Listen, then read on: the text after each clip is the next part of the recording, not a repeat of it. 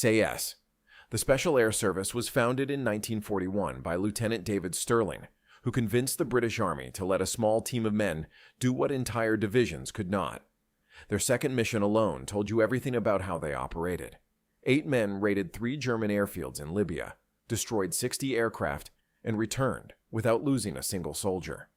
The German High Command was so threatened by them that Hitler personally issued the Commando Order, which meant any captured SAS soldier would be executed on the spot rather than taken as a prisoner of war.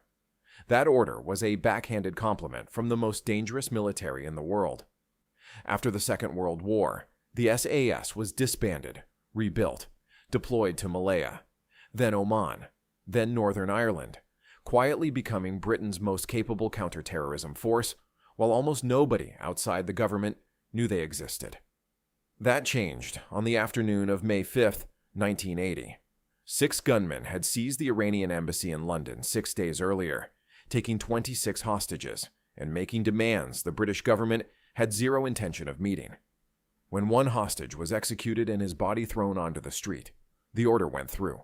30 SAS soldiers entered the building from multiple points simultaneously. 17 minutes later, 5 of the 6 gunmen were dead. 24 hostages walked out alive, and the entire operation had been broadcast live on British television. GSG-9. Germany built GSG-9 out of shame. During the 1972 Munich Olympics, Palestinian terrorists took 11 Israeli athletes hostage, and the German police response was so catastrophically mishandled that every hostage died, along with 1 police officer, on a runway at Fürstenfeldbruck Air Base. The German government understood immediately that what had failed was not courage, but capability, and within months authorized the creation of a dedicated federal police counterterrorism unit. GSG-9 was officially established on April 17, 1973, modeled partly on the British SAS and built under the command of Ulrich Wegener, the man who would personally lead its most famous operation 4 years later. In October 1977, 4 Palestinian terrorists hijacked Lufthansa Flight 181 out of Palma de Mallorca, flew it across 5 countries over the course of 5 days, executed the pilot in Yemen when he tried to secretly signal ground authorities, and eventually landed in Mogadishu, Somalia. GSG-9 followed the aircraft every step of the way. On the night of October 17th, Somali forces lit a diversionary fire on the tarmac ahead of the plane. The 2 hijackers in the cockpit moved forward to look. That was the 7 minutes GSG-9 needed. Operators stormed through 6 entry points simultaneously, killed 3 of 4 hijackers, and freed all 86 hostages without losing a single commando. The entire assault was over before the diversionary fire burned out. Spetsnaz. The word Spetsnaz translates simply as Special Purpose Forces, but the Soviet Union built something far more specific than that name suggests. Founded in 1949 under direct GRU military intelligence control, Spetsnaz units were designed from the beginning to operate inside NATO territory before a war even officially started. Their targets were nuclear weapon storage sites, communications infrastructure, and senior military commanders. The plan was to eliminate the West's ability to respond before Western governments had finished reading their morning briefings. At peak Cold War strength, Spetsnaz numbered in the tens of thousands, spread across units that reported to different ministries and operated under different chains of command, making them deliberately difficult for foreign intelligence services to map or track. Their combat record is extensive and brutal in equal measure. During the Soviet War in Afghanistan between 1979 and 1989, Spetsnaz units executed over 3,000 combat missions in terrain that destroyed conventional Soviet formations. In Chechnya in the 1990s, they conducted urban raids and targeted assassinations in conditions where Russian regular army units suffered catastrophic losses. In 2014, soldiers in unmarked green uniforms and no identifying insignia appeared across Crimea overnight, seized government buildings, and handed Russia control of the peninsula within days before anyone in the international community had formally agreed on what to call them. Western journalists named them the Little Green Men. Russian officials denied they existed. The airports were already taken. Navy SEALs. The Navy SEALs trace their origins to the beaches of Normandy in 1944, where their predecessors, the Naval Combat Demolition Units, blew 8 gaps in German defenses on Omaha Beach under direct fire, taking a 52% casualty rate in a single day. President Kennedy formally created the SEALs in January 1962, drawing from those same underwater demolition teams and shaping them into something the U.S. military had never fielded before: sea, air, and land. A unit that could infiltrate from submarines, parachute from high altitude, or emerge from a river at night and be gone before anyone confirmed they were there. Their training is built to break people before the enemy ever gets the chance. Between 75 and 80% of candidates who attempt BUD/S do not finish it. Hell Week alone runs for 5.5 days with a total of approximately 4 hours of sleep, and that is not the end of the pipeline. The ones who survive reach SEAL Team 6, officially known as DevGru, which is where the most sensitive missions land. On May 2nd, 2011, 23 SEALs flew 2 helicopters into Abbottabad, Pakistan, beneath radar coverage and in complete radio silence. One helicopter clipped the compound wall and crash-landed on entry. The SEALs destroyed it, continued the mission, and completed the entire operation in 38 minutes. Osama bin Laden, the most wanted man in the world for a decade, was dead before most of Washington had finished reading the briefing. Delta Force was created because the United States watched the rest of the world handle terrorism and realized it had no equivalent answer. Colonel Charles Beckwith spent a year attached to the British SAS in the 1960s, came back, and spent the next decade trying to convince the U.S. Army to build something similar. In November 1977, they finally listened. Delta's first real test came 3 years later during Operation Eagle Claw, the attempted rescue of 53 American hostages held in Tehran. The mission collapsed in the Iranian desert when helicopters malfunctioned and 8 servicemen died in a collision before a single shot was fired at the enemy. Beckwith stood in front of the cameras and took full responsibility. Delta went back to work. What followed was a unit that spent the next 4 decades operating in places the government would not confirm and taking on targets most militaries would not touch. In Mogadishu in 1993, when 2 Black Hawk helicopters were shot down during a raid gone wrong, Master Sergeant Gary Gordon and Sergeant First Class Randy Shugart voluntarily inserted into the crash site to protect a wounded pilot. They were surrounded, massively outnumbered, and they knew it. Both were killed holding that position. Both received the Medal of Honor.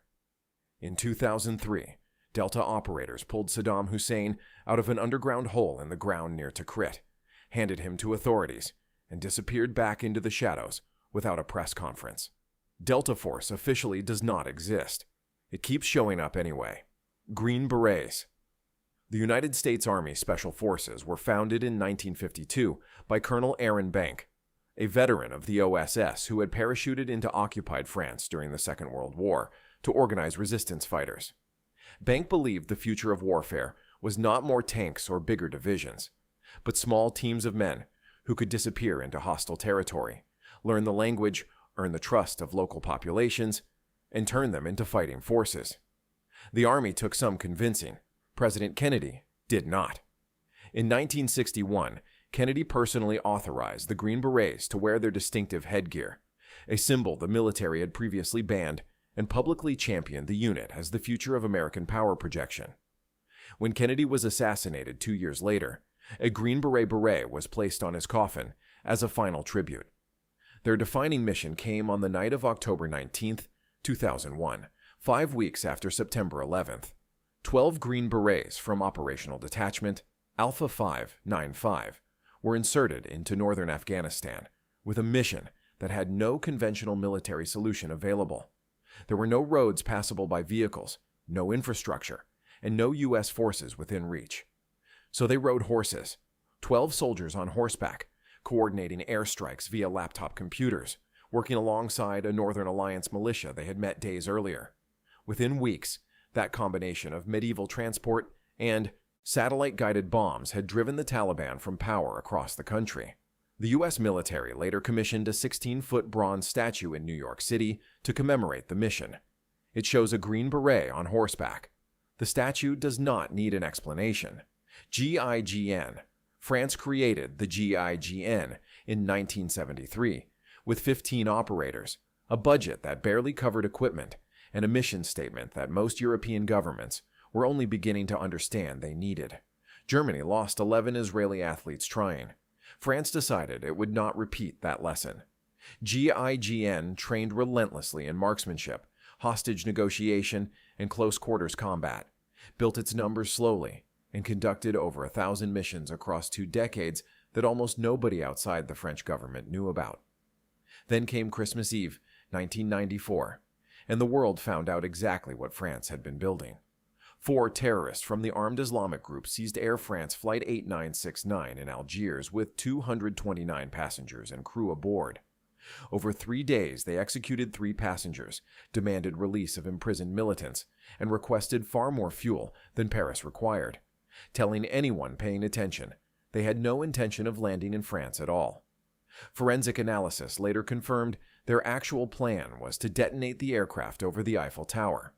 When the plane landed in Marseille, GIGN operators disguised as airport ground crew boarded under the pretense of cleaning the aircraft, used the access to map the interior, and identified the exact position of every hijacker. The assault that followed lasted under 20 minutes. All 4 terrorists were killed, 229 passengers and crew walked off the plane alive, and 9 GIGN operators took gunshot wounds without a single one leaving their position. Since its founding, GIGN has completed over 1,800 missions and rescued more than 600 hostages. They have never once lost a hostage during a direct assault. Grom was born from a specific humiliation. In 1990, as Poland was transitioning out of decades of communist rule, Polish intelligence officers helped the CIA extract personnel trapped in Iraq on the eve of Operation Desert Storm. It was a daring, successful operation that saved American lives, and it cost Poland nothing except the goodwill of every hostile government in the Middle East. Months later, 2 Polish diplomats were shot dead in Lebanon in direct retaliation. Lieutenant Colonel Sławomir Pedelicki flew to Beirut personally, secured the safe evacuation of Polish civilians and remaining staff, returned to Warsaw, and handed the government a proposal for a special operations unit that Poland clearly needed and clearly did not have. On July 13, 1990, GROM was established. The United States, grateful for what Polish intelligence had done in Iraq, reduced Poland's national debt by $20 billion and sent Delta Force and SAS instructors to train the first recruits. The name means thunder in Polish, and the unit's full official title carries a deliberate tribute to the Cichocimni, the silent unseen, the 316 Polish paratroopers trained in Britain during World War II, who dropped alone into Nazi-occupied Poland to fight from inside. GROM carries that lineage consciously. Every operator must speak at least 2 languages and qualify as a combat medic, earning the unit its nickname among Allied forces, the Surgeons. In Iraq in 2003, GROM worked directly alongside U.S. Navy SEALs to seize the Khawar al-Amaya oil terminal in the Persian Gulf, one of the opening operations of the entire invasion. American commanders who operated with them in Iraq and Afghanistan consistently ranked GROM among the most effective special forces units they had ever worked with, which is a significant thing to say about a country that most people could not have found on a map when the unit was founded 35 years ago.